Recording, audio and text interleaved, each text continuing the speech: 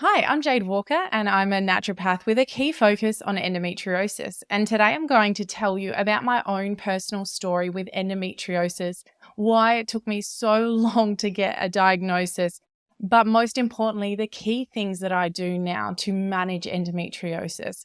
So I got my period when I was 11 years old, and not long after that, my pain got really bad. I have memories of being doubled over on the kitchen floor, screaming and crying in agony. And the worst part is that it was constantly dismissed as something that women just have to go through. I still have memories of going to my GP and saying, I need something stronger. It doesn't seem normal. And they straight up said to me, yeah, but you are a woman. That's normal to go through that. How can that kind of pain be normal?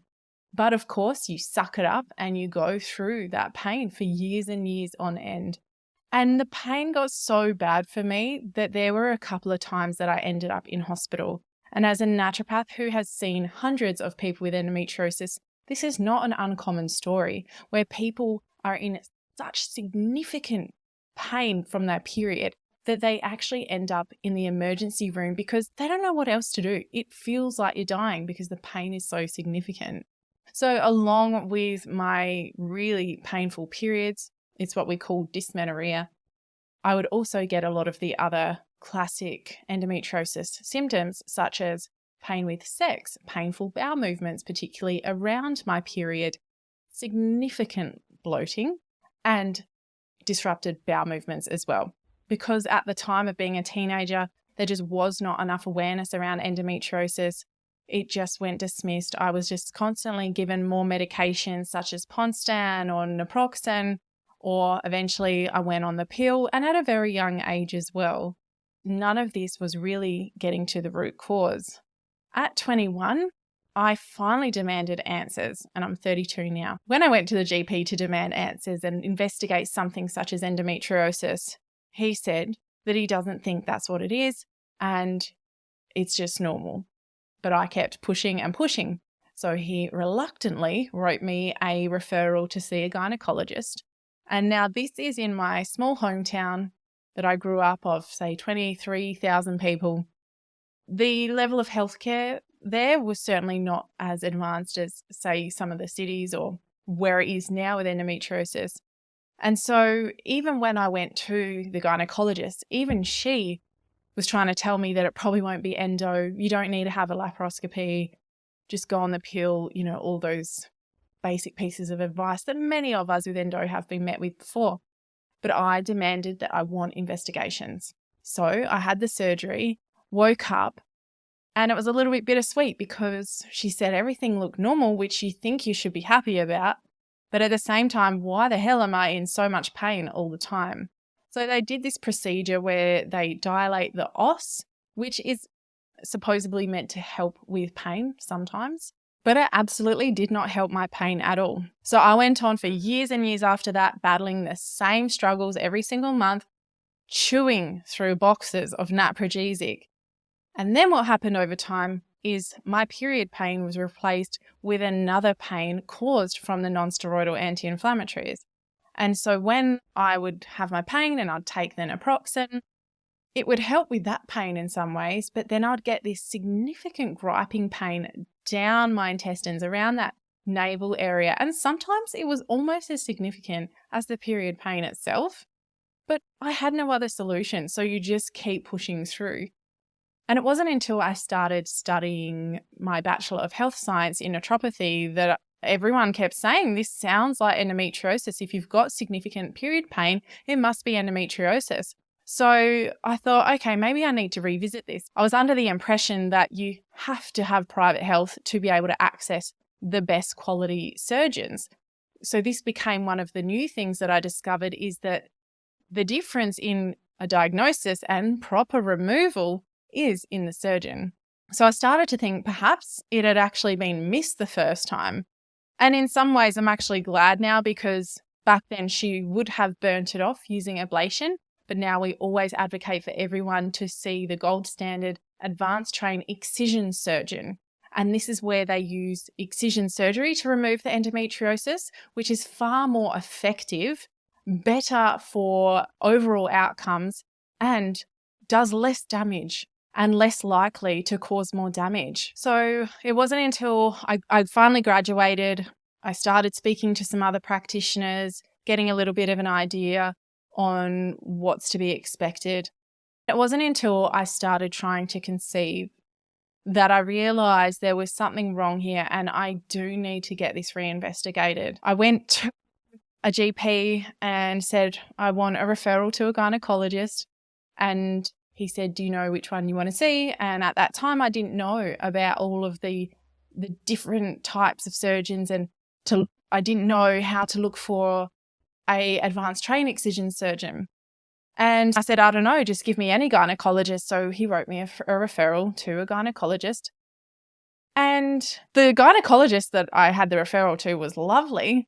But when I get into her office, she says, I'm probably not the best gynecologist for you because I specialize in oncology.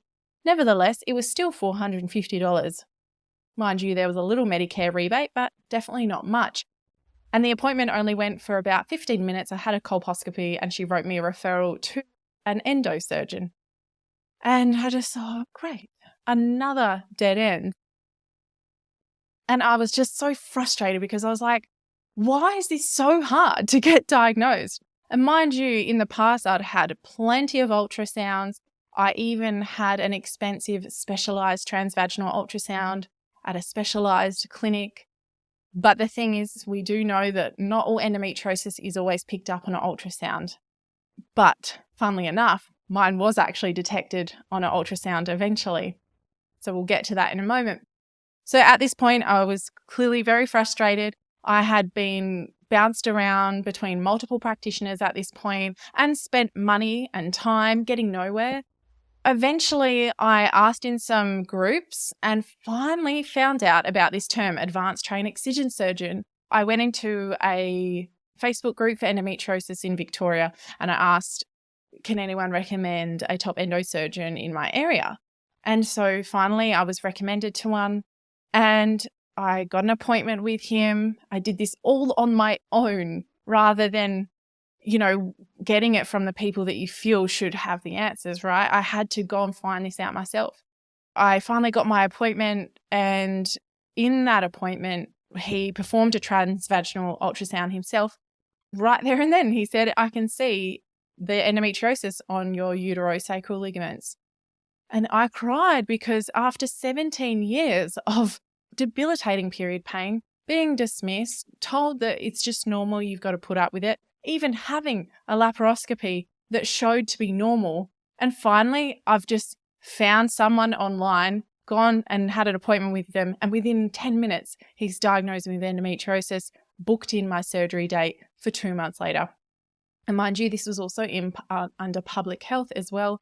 Obviously, a lot of the top surgeons are only available via private health, but there are some available via public health. And this is also why after this whole experience, I thought, that's it. I'm dedicating my whole career to helping people have a much better experience to reach a diagnosis, but not only that, support them more holistically because that is what they need. I had my surgery 2 months later, and sure enough, I had endometriosis on the uterosacral ligament, and they excised that. I also had a 4.5 centimetre pedunculated fibroid on the top of my uterus, so they removed that. And I also had a whole heap of adhesions around where I had had an appendectomy before, so they freed all of that up. So you can just imagine the sheer relief of knowing that this was not in my head this whole time. I knew that there was something wrong here. And once again, this is why I dedicated all of my work to endometriosis.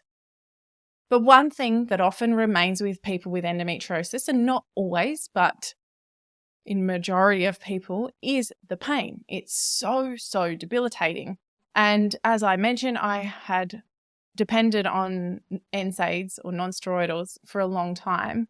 And as I became a naturopath, I started to try everything I could come across.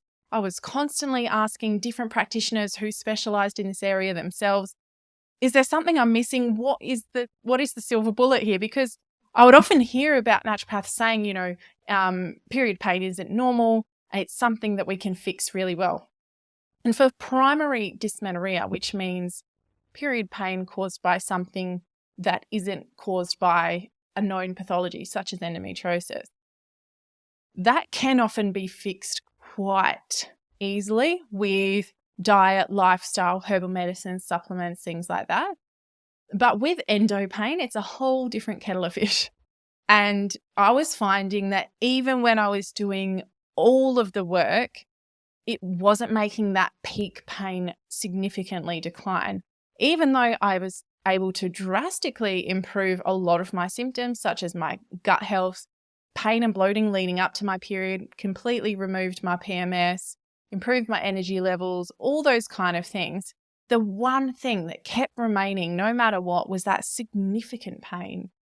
And so when I came across Hey Sister, and in particular, the nerd in me wanted to know about this herb, Sengalensis, it really piqued my curiosity. And I'll be honest, I was skeptical because I had tried everything. You got to remember, I had tried everything people had thrown at me. I had spent hundreds, I'd say thousands, on different products trying to figure out what works and what doesn't. And you do feel pretty defeated after a while. And I always am very open and honest with people that I say I would combine my naturopathic medicine and still have to depend on the other heavier pain relief just to get by. I always come from that lived experience with my own patients when they tell me that they still have to take heavy painkillers as well, because I never ever want people to have to experience the kind of pain that I did every month. So you just do what you've got to do to survive.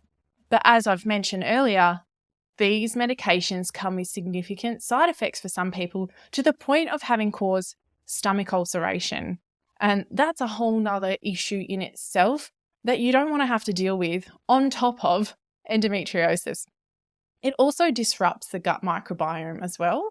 And so over time, when you're disrupting the gut microbiome, that actually can contribute to even more inflammation, which is going to make your pain even worse.